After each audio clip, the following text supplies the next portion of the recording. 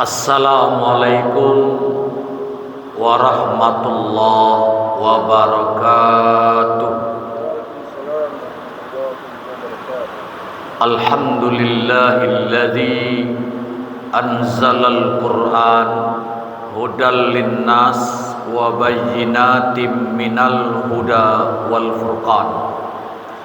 Asyhadu an la ilaha illallah wa asyhadu anna Muhammadan abduhu wa rasuluh. Allahumma salli ala Muhammad wa ala ali Muhammad.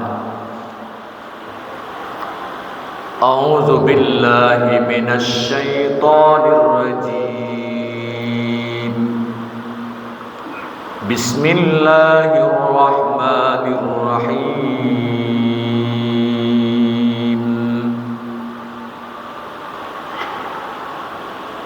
Fa iza jaa wa'du ulahuma basna 'alaikum ibadan lana uli ba'sin syadid fajasu khilalad diyar wa kana wa'dan maf'ula.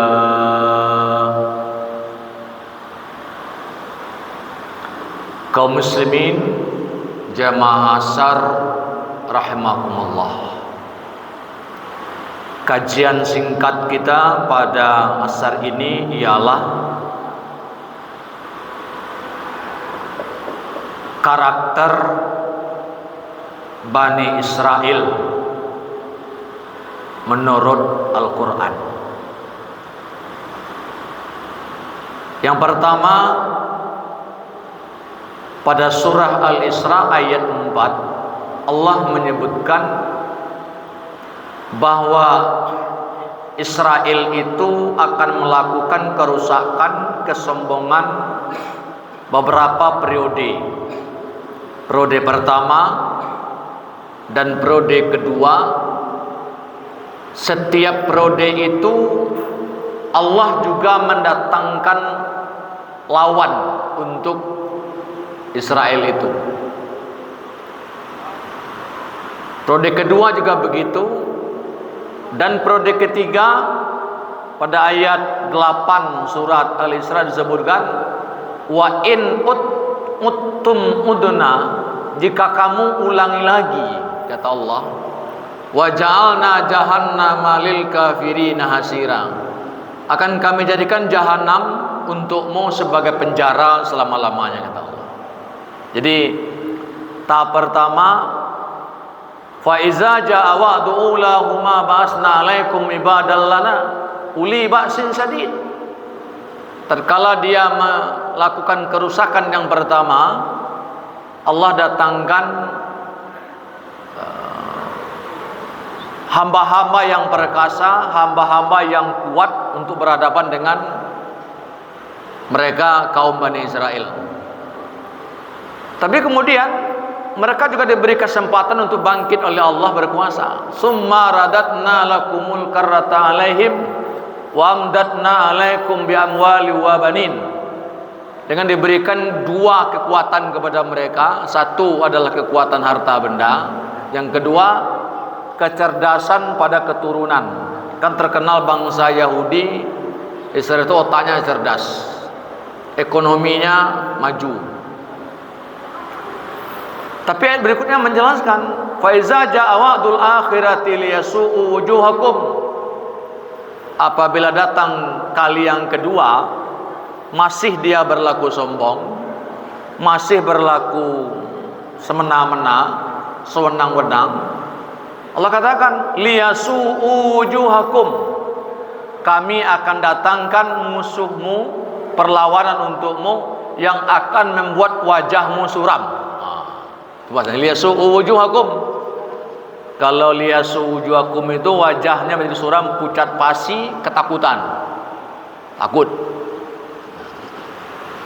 Terus asa rabbukum ayyarhamakum wa in uttum udna. Mudah-mudahan Allah Tuhanmu memberi rahmat kepadamu, dan jika kamu masih mengulangi kesombongan, kesewenang-wenangan, maka akan kami jadikan neraka jahanam untukmu. Jadi di dunia maupun di akhirat. Apa di antara karakter Bani Israel itu yang disebut oleh Al-Quran? Satu, dikenal oleh Islam itu adalah cerita Israiliyat. Israiliyat itu adalah membelokkan makna yang sesungguhnya ke makna lain. Isinya tidak yang itu, tapi ditukarnya. Itu memang karakter orang Bani Israel. Argumentasinya tuh berubah-ubah. Yuharrifunal kalima ammawadihi, disebut dalam surah Al-Maidah ayat 13. Mereka itu merubah teks daripada Taurat, yang secara Taurat itu di pedoman bagam hidupnya, tapi dia enggan bahkan dirubahnya. Dirubah di otak-atiknya kalimat yang awal ke belakang, ke tengah, atau dikuranginya di depan atau di tengah, dikurang sedikit demi sedikit sehingga teksnya tidak asli lagi, atau maknanya yang ditukarnya. Kemudian yang kedua, karakternya itu yang tampak sekali ketika setelah dibantu oleh Musa alaihissalam bebas dari Fir'aun, dibawanya berang dari Mesir ke Palestina, ke Yerusalem. Itu apa? Bahasa awaknya kalau orang Minang, tagelicik Musa seketek, ditinggal dari Musa di pinggir suatu tempat. Apa di antara mereka itu bernama Samiri, dia keluarkan patung berbentuk sapi tapi bisa bersuara. Apa dia katakan? Haza ilahukum wa ilahu Musa. Dia katakan kepada orang Bani Israel, ini adalah Tuhan kamu dan ini juga Tuhan Musa. Padahal Musa tidak ada di sana. Berarti dia Israeliat. Tidak ada Musa ngomong begitu, tapi dikatakan di Samiri, ini Tuhan Musa dan juga Tuhan kamu. Sehingga Musa marah kepada mereka. Wa iz qala Musa liqaumihi ya qaumi innakum zalamtum anfusakum bittikhazikumul ijla fatubu ila bari'ikum. Sungguh kalian telah zalim, kata Musa, dengan menjadikan anak sapi itu sebagai sembahan, maka bertobatlah kalian semua. Zalikum khairul lakum, itu lebih baik kalau kamu tobat. Tapi apakah mereka tobat? Tidak tobat mereka. Fataba alaikum sebanta innahu wa tawur rahim. Mereka itu tidak mau tobat. Apakah berhenti dia? Setelah itu malah muncul keras kepalanya itu. Apa keras kepala? Disebut Al-Baqarah ayat 55. Lan nu'mina laka hatta narallaha jahrah. Apa kata dia?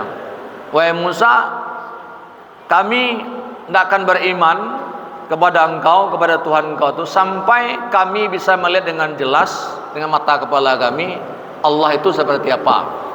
Serupa kami bisa mencari anak sapi dari Tuhan. Akan betapa sombongnya dia manusia itu. Seperti itu dia berkata. Sombong sekali. Apakah hanya itu keras kepalanya? Tidak, masih ada lagi. Lan nasbira ala ta'ami wahid. Pada masa dia itu dihukum oleh Allah tidak bisa masuk tanah suci bernama Kanaan. Kanaan itu daerah Bukit Sinai, pinggiran Bukit Sinai ke arah tepi Jordan. Mereka orang Israel ini ada selama 40 tahun itu hidup terlunta-lunta nomaden. Tidak bisa, tidak punya tempat tinggal. Apa mereka protes? Sudah ada dapat makanan, tapi protes kepada Musa. Apa protesnya? Kami tidak bisa makan semacam aja dong. Kami butuh mentimun, butuh buah-buahan, butuh bawang penyedap, butuh yang lain-lain, sayur mayur. Mereka protes. Nak lama, nak kanyang, nak banyak dapet, walaupun hidup dalam keadaan disubsidi oleh orang itu. Kalau kita kan tidak apa, kalau kita sedang disubsidi orang, apa aja kita terima, ya kan. Tapi kalau dia tidak, sedang disubsidi oleh orang, dibantu, kandaknya banyak belum itu. Itulah tipe Bani Israel. Dan puncak daripada itu dia mengatakan di Al-Maidah ayat 18, abanaullahi wa ahibbauhu.